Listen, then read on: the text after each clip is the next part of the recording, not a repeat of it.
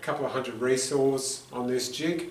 It's really lasted and it's done a fantastic job. So I'll show you a bit about it, the design of it, how it's used, and then we'll go into resawing a couple of tabletops.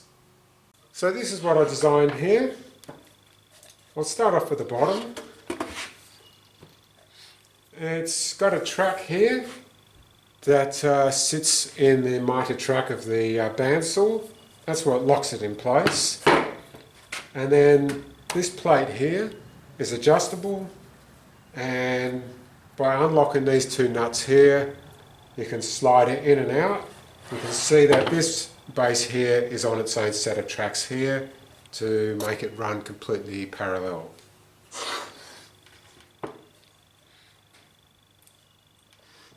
So then I fitted this, basically I guess you could call it a pressure plate.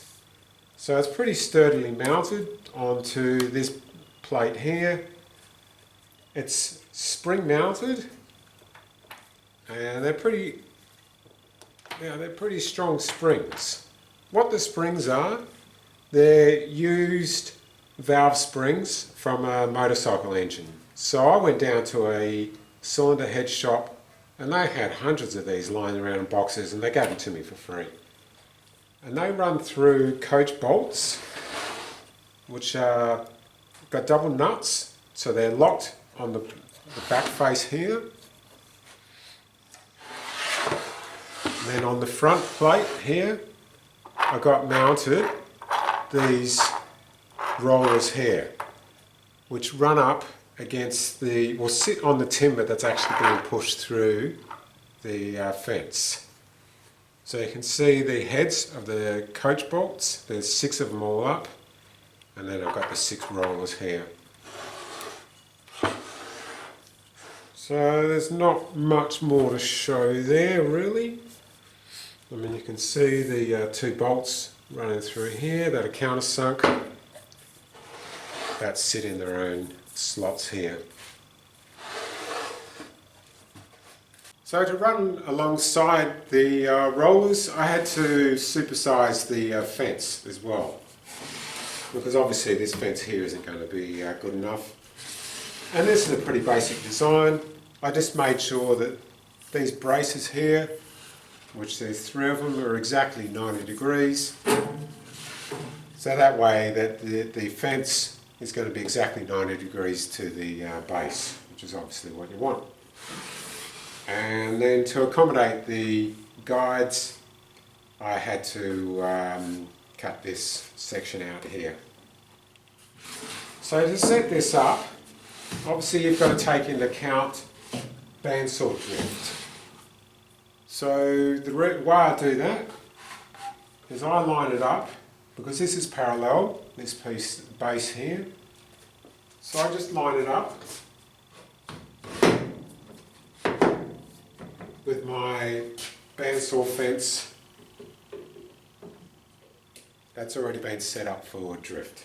So that's pretty easy there. And then I clamp this in place.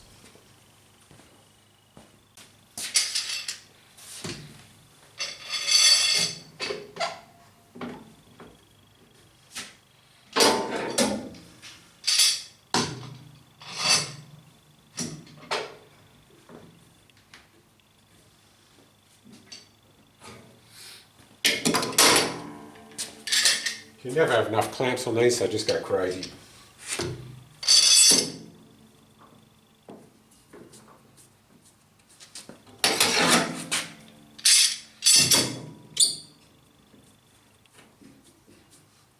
Right, so that's nice and solid there.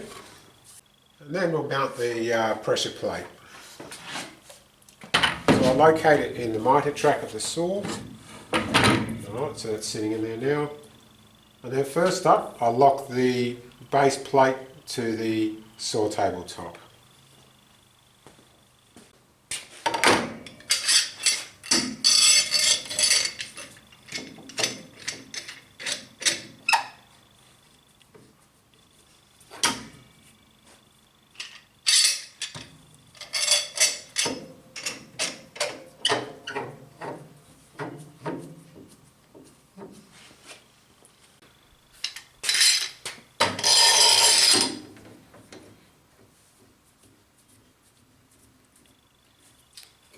So that's locked on there nicely, and then we'll adjust the pressure plate. So now that the base is locked in place, we'll adjust the distance for the pressure plate bearings to the fence, which they slide back and forth on their own tracks here. So I usually set the distance from the bearing face to the fence. I'll set at about 3 millimeters smaller than the width of the timber that I'm going to be resawing.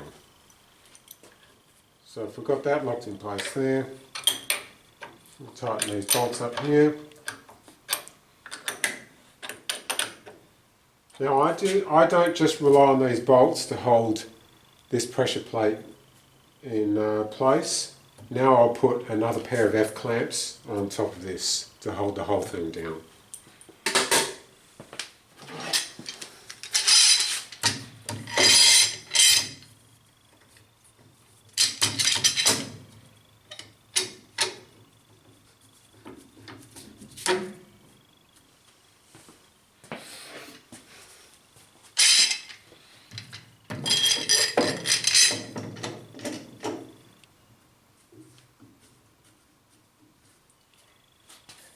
Right, so that's stable as, and just now the pressure plate can move. That's it now. So you'll watch when I go to use this, I'll push a piece through, and this will move outwards, and that way I know it's putting plenty of pressure on the timber up against the fence. So I'll zoom in on that so you can get a better look.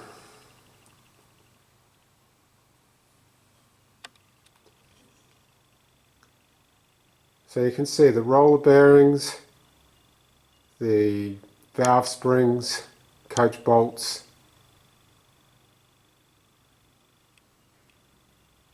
and you can see the distance. So what I was talking about is the distance from the tip of this bearing to this fence here. I make about 3 millimeters smaller than the timber that's going to be getting pushed through there, because I really want these valve springs to be doing their work and pushing this pressure plate here up against the piece of timber. So you're probably wondering why I don't use my motorised power feeder to do this job. Well, there's a couple of reasons. The main one is the power feeder doesn't have a slow enough speed for resawing the material that I'm going to be pushing through here, because I've modified this bandsaw so I can push through pieces that are 400mm wide, and the slowest setting on my bandsaw feeder is about 1 meter per minute, which sounds pretty slow, but when you're pushing through a piece of hardwood that's 400 millimeters deep through a bandsaw, it's going at way less than 1 meter per minute to push it through.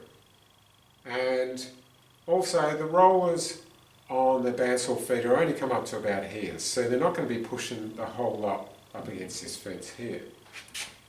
And another advantage of this is when I'm using it, I don't have to worry about holding the timber up against the fence here. All I have to concentrate on is a nice even feed into the bandsaw, and the more even the feed that I get, the better the result will be at the end. I'm running a carbide tip bandsaw blade here, so it's only got a kerf of 1.3 millimeters, so I'm not losing a lot of material. So it's fantastic for making wide sawn veneers. Highly recommend it. When I saw this, it's going to upset a few people out there because I'll be wearing gloves. I need a lot of grip on this timber, especially not so much when I'm pushing it through, but you'll see in the video I've got to go around, swap and pull the remaining timber through the bandsaw, and the gloves just give me a lot of grip to do that. The gloves are nowhere near at any time the spinning bandsaw blade, so I don't perceive any danger. I did a risk assessment before doing this, and realised that I'm a lot better off using the gloves. So yeah, not everyone's going to agree with me there, but that's just the way I go about doing it. So let's do some resawing.